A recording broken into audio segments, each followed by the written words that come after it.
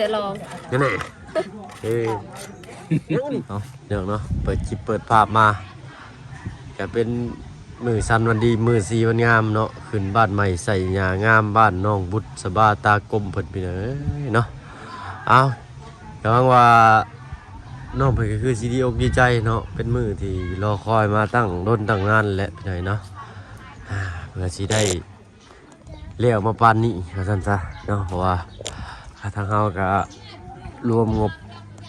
มากะละโดนเติบพี่เนาะแล้วก็มาสร้างก็บ่โดนบ่ได้เนาะพอดีแล้วว่าซั่นซะโธ่ใส่เบิ่งก่อนพี่เนาะเอากราบทักทายเด้อพี่น้องเนาะกราบทักทายสบายดีเราสวัสดิ์สองผมรอถามเลยเนาะ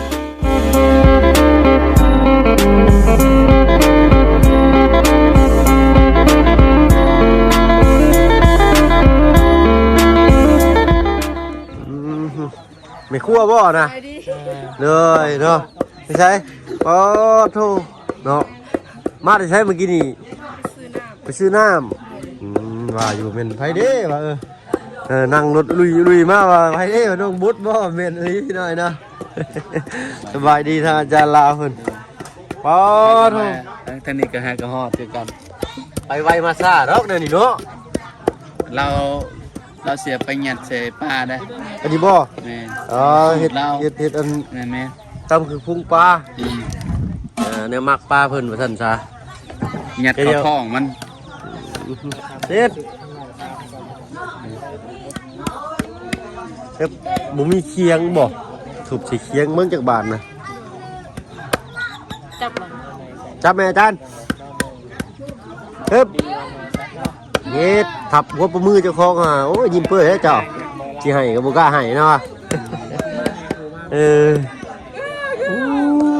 เซลอยู่เพิ่นถ่าได้ดิเนาะนี่ตาเบิ่งนี่เนาะ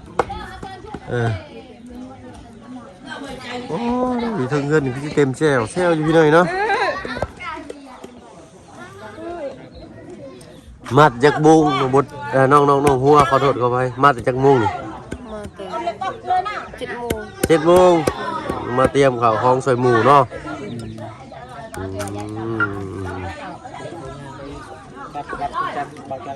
จิหยับสิป้ายังอันนี้ปลานินบ่ปลานินบ้านเจ้าเอิ้นปลาหยังล่ะปลานินเนาะปลาคอได้ค่ะเสกล้วนปลาคอบ่คือกันที่ไหนเนาะปลากระป๋องเพราะว่าเสียล่องเหรอแม่นบ่เสียล่องแม่นบ่ปลากระป๋องเสียลองนั่นแหละนี่มาหน่อยบ่ตกใจเบิด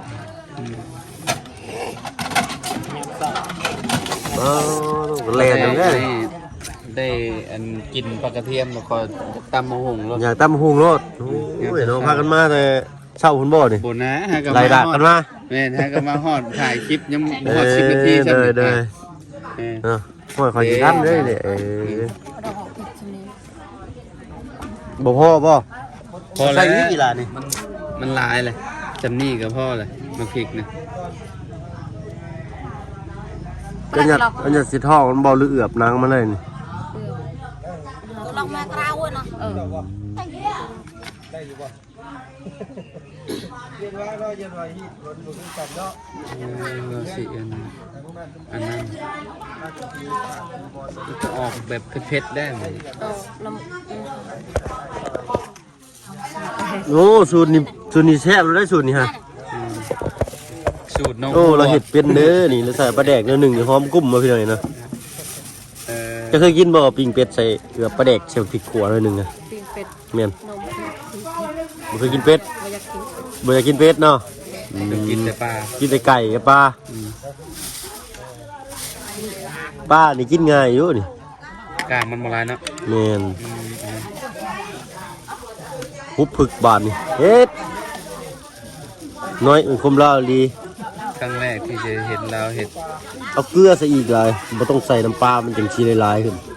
ผึกจักเลยคือแบบว่าเกลือได้เอาเกลือแป้งนัวใส่เพราะว่าเจ้าอันชอเก็บมันเลยเด้ถ้าจะใส่แต่เกลือมันก็เก็บ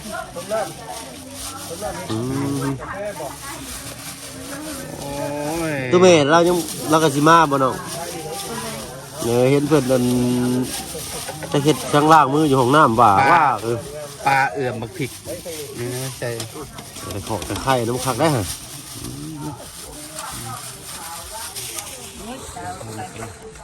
เป็นผ่าได้นี่เนาะตำลึงจะเจ้าถ่าบ่หรือ แล้วคือจะถ่ายกินข้าวอันคือแบบขึ้นแล้วแต่ อ๋อ เช้า ขึ้นแล้วแหละ พิธีเพิ่นเฮ็ดแล้วแต่เช้าพุ่นได้บ่เพิ่น เลย เอามาบ่ทันแล้วเพราะว่าออกจากห้องก็8 โมงปลายแล้ว 8 โมงเนาะตื่นมาอาบน้ำก็8 โมงพี่น้อยเนาะน้ำห้องจะเป็นคือห้องไงบ่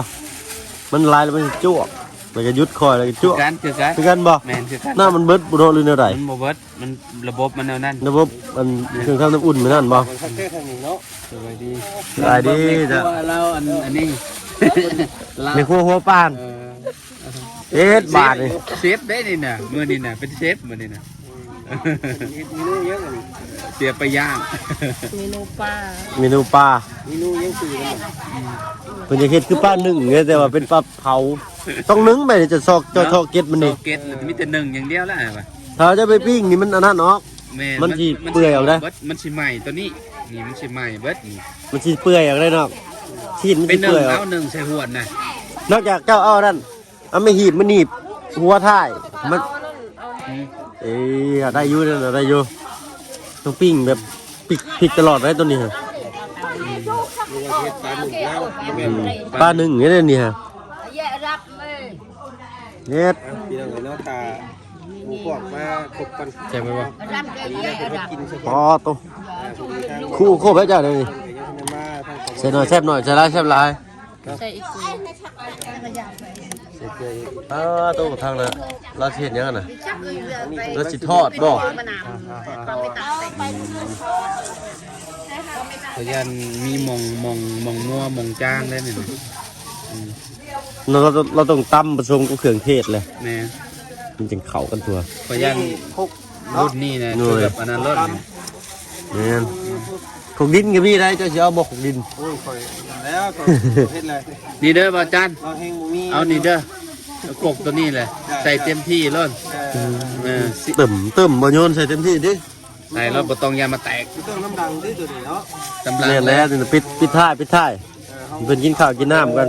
อันนี้โตขึ้นท่อมันก็ต้องเอานั้นหยัดเข้าในเนาะ สิไข่ แต่ เอ้ย ว่าอันนั้นเบิดแล้วออกเบิดแล้วบ่ได้มีหยังค่ะอยู่ใน ก็ต้องออกบ่แล้วเนาะเอาให้น้องเพิ่นรังสรรค์เมนูกับอาจารย์นี่แหละเนาะเดี๋ยวสิขึ้นไปเบิ่งอยู่เทิงกันจักหน่อย คือกันนั่นแหละสิขึ้นไปเบิ่งจักเล็กจักน้อยอยู่เทิงคือกัน ไปซ่อมบ่ไปซ่อมบ่ไป เบิ่งลายน้องหัวเรา เราเคินนี่เนาะ บ่ได้ บ้านลูก แต่ซิมบัตรแล้วบัตรแล้วพี่น้องเอ้ยเนาะเอาเฮ็ดก่อนเด้อ โอ้ยขากล้องบ่บุญบ่นี่ พี่น้องเอ้ยเนาะไปเก็บมันก่อนจักเล็กจักน้อยเทิงพี่น้องเอ้ยเนาะเจ้าก็นั่งหาเต็นท์ให้น้องบุ๊ดไปทอดปลาเนาะ ปึ๊บมาลงมาแล้วล่ะมาเลยโอ้รถใส่เสื้องามชิ้นงามเด้อมื้อนี้งามคนงามมื้อนี้เนาะโอ้โธ่ดาวเทียมแพ้มาจอดไว้สูง กล้องเพิ่นก็ได้ดาวเทียมบ่ได้มาจอดไว้สูงแท้นี่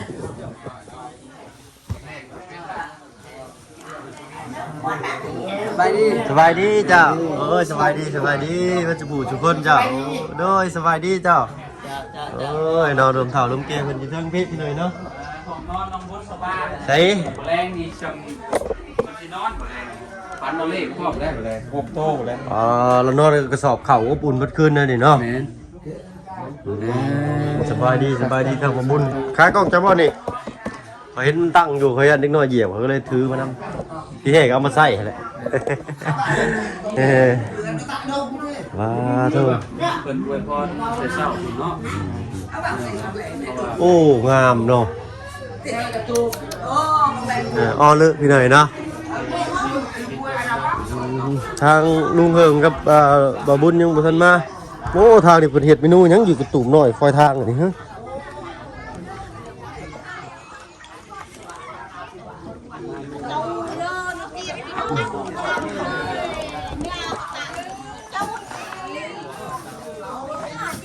บ่ ตัวเมนูปลาเนาะบ้านนี่เนาะ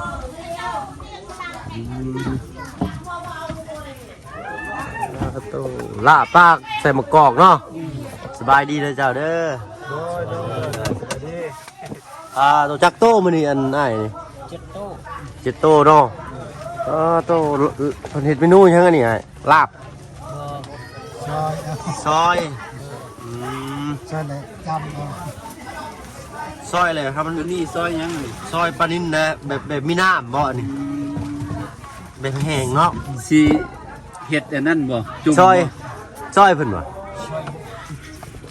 ซอยแบบบ่มีน้ำซอยแบบมีน้ำเลยซุกก็แซ่บเนาะจันเนาะตอนนั้นเนาะจักเขาเอิ้นเมนูหยังเขาเคยกินเทื่อหนึงดอกจักกินอยู่ไส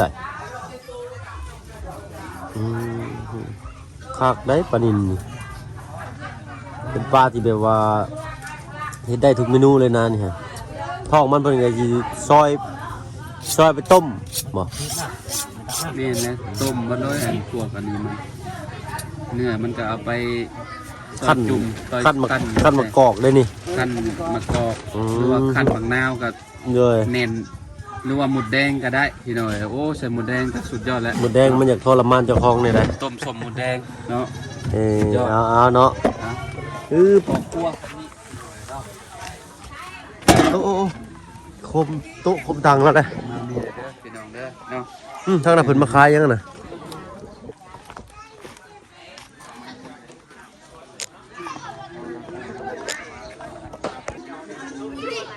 โตเลยเนาะเพิ่นก็แล้วเสร็จพิธีเลยได้เนาะมีแต่ว่าถ่ายกินข้าวกินน้ำอะไรก็กลับบ้านมันเนาะ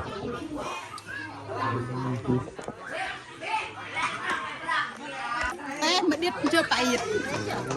ดาวก็ได้ ทอดปลาวานเนาะได้มาแล้วเสนองบุตรนี่ของฝากจาก FC ป่ะ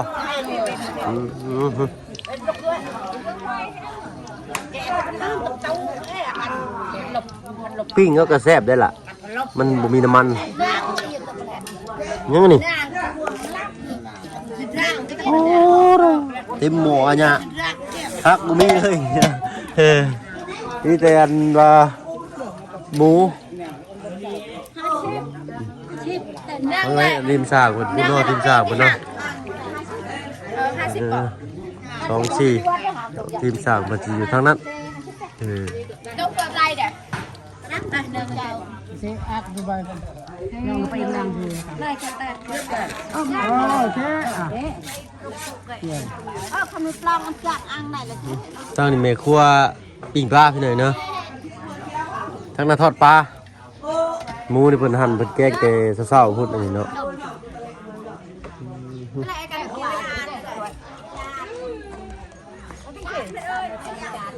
พักเราจนเบิดพี่หน่อยเนาะเก็บไปใส่แกงหมู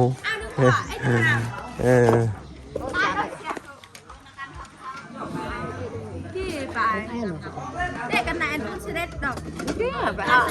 มาแต่กันเท่าก็เท่าหน่อย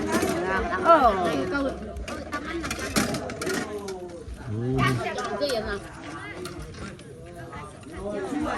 เราอัจฉริยะที่มีสองอย่างยากไปดูโอ้ฮับลูกโอเคไม่ได้แล้วบ่ล่ะ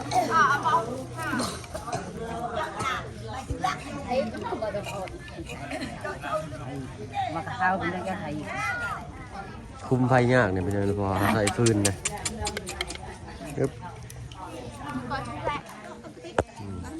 ทางนั้น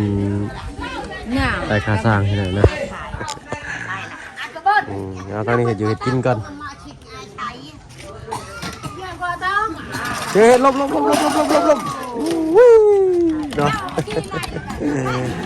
อยากเยี่ยงหน่อยหนึ่งที่ไหนเนาะ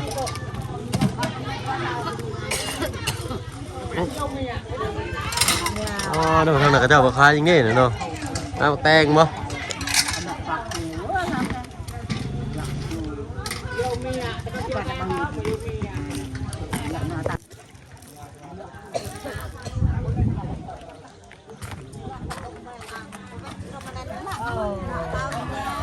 เราจะเสียบปากก่อนเนาะให้มันแข็งให้มันอ่อนหน่อยๆนะปึ๊บเดี๋ยวมันพุ่งจะต้าได้หล่ะผีจับ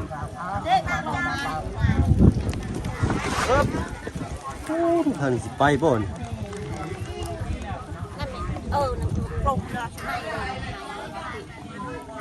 ปึ๊บ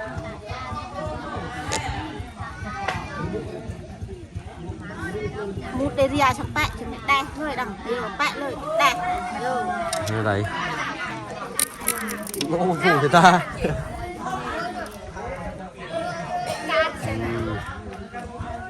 อันนี้มันแข็งไงมันนี่เนาะ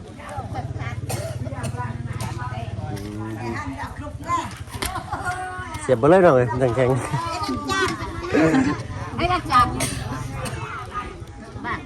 hay để hỏng เนาะมีเมนูปลากับเมนูหมูพี่เลยเนาะขึ้นบ้านใหม่ของน้องบุษบาเพิ่นเอาฮึบดูรุนแรงเลยเนาะนะฮะเราได้จับโขกกับสากเลยพี่น้องเด้อ โขกกับสากนี่ครับน้องบุษเราจนเตรียมโขกใหม่มาให้เราเนาะโขกกินนี่เป็นว่าบ่พอเรา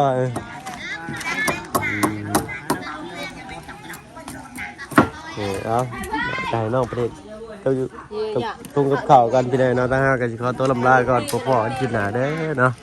สำหรับคลิปนี้ลาแล้วพี่นายเนาะพี่เมงเบ็ดสุขุสุกนที่เขามาหาผสมส่งยูทูบมาเพิ่งแค่ละ